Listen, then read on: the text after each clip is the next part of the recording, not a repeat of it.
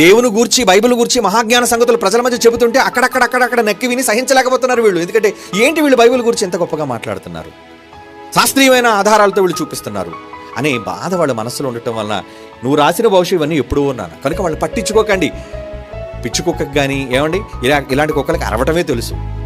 ఏమండి అరుచుకునేవ్వండి. ఈరోజు కుక్కలన్నీ మొరగటం వల్ల, అరవటం వల్ల క్రైస్తవ్యానికి ఏమైనా నష్టం కలిగిందంటే ఏమీ లేదండి. అప్పటికి ఇంకా రాను క్రిస్టియానిటీ పర్సెంటేజ్ పెరిగిపోతూ ఉంది. ఎందుకో వీళ్ళు బాధపడినప్పటి నుంచి, వీళ్ళు దండెత్తినప్పటి నుంచి. పోనీ ఎక్కడైనా క్రైస్తవులు ఆగిపోయిందో చెప్పండి? లేదే. ఆఖరికి తట్టుకోలేక అసలు కన్వర్షన్ బిల్ కూడా చేశారండి. అంటే మత మార్పిడి జరగకూడదు, ఎవరు బలవంతంగా బాప్తీసం ఇవ్వకూడదు. అయినా క్రైస్తవులుగా మారడం, బాప్తీసాలు ఆగిపోయా. మన చర్చిలోని ఇంచుమించు నెలకి 2-3 బాప్తీసాలు ఉంటున్నాయి. అవునా కదా? ఏమండి మరి ఎన్ని బాప్తీసాలు ఇస్తున్నాం మనం? అంటే ఎంతమంది మారుతున్నారు, ఎంతమంది క్రీస్తు రక్షకుడిగా స్వీకరించనివ్వండి. అంటే ఇప్పుడు వీళ్ళు దెబ్బకు భయపడిపోయి క్రైస్తవ్యాన్ని నమ్మడం మానేశారా, క్రీస్తు నమ్మడం మానేశారా? లేదుగా. అలాంటప్పుడు కుక్కల వరపులకు మనం బెదరడం ఏంటండి?